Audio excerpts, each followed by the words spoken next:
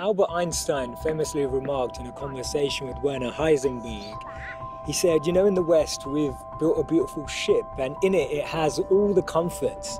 But actually, the one thing that it doesn't have is a compass, and that's why it doesn't know where it's going. This paradox of our times was propounded by the Dalai Lama when he said we have wider freeways but narrower viewpoints. We have taller buildings but shorter tempers. Will Smith said that we spend money we haven't earned on things we don't need to impress people we don't like. And it's phenomenal how the same technology that brings us close to those who are far away takes us far away from the people that are actually close. 30 billion WhatsApp messages are sent per day, but 48% of people say that they feel lonelier in general. The paradox of our times is that we have more degrees but less sense, more knowledge but less judgment, more experts but less solutions. It was Martin Luther King who said that the irony of our times is that we have guided missiles but misguided men. Have you ever found it perplexing that we've been all the way to the moon and back, but we struggle to start a conversation across the road or across the train? And it's amazing that Bill Gates was known as the top earner in 2015 with a wealth of 79.2 billion, but 1 in 4 CEOs claim to be struggling from depression. Do we actually thrive off this paradox? Is it that this paradox actually makes the media interesting? It's what makes journalism interesting. It's what makes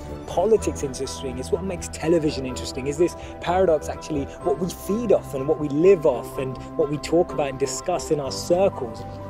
Doesn't it seem that we've tried to clean the air but polluted our soul? We've split the atom but not our prejudice, and we're aiming for higher incomes but we have lower morals.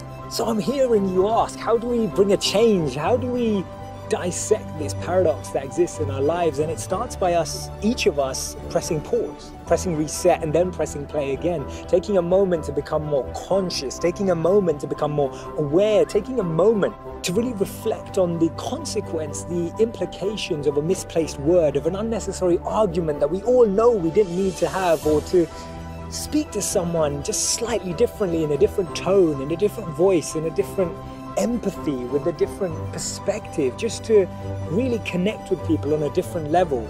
This thinking out loud started from Albert Einstein, and I'll track back to him when he actually said that the problems we have today can't be solved with the same thinking we used when we once created them. So actually we need to research alternative teachings. We need to deep down dig into those ancient books of wisdom. We need to go back to understanding if there's anything written in those creased pages of time that can actually reveal more knowledge and more wisdom of how we can transform our experience of light today. Otherwise, this paradox means that every step forward we take, we're taking 3 backwards every time.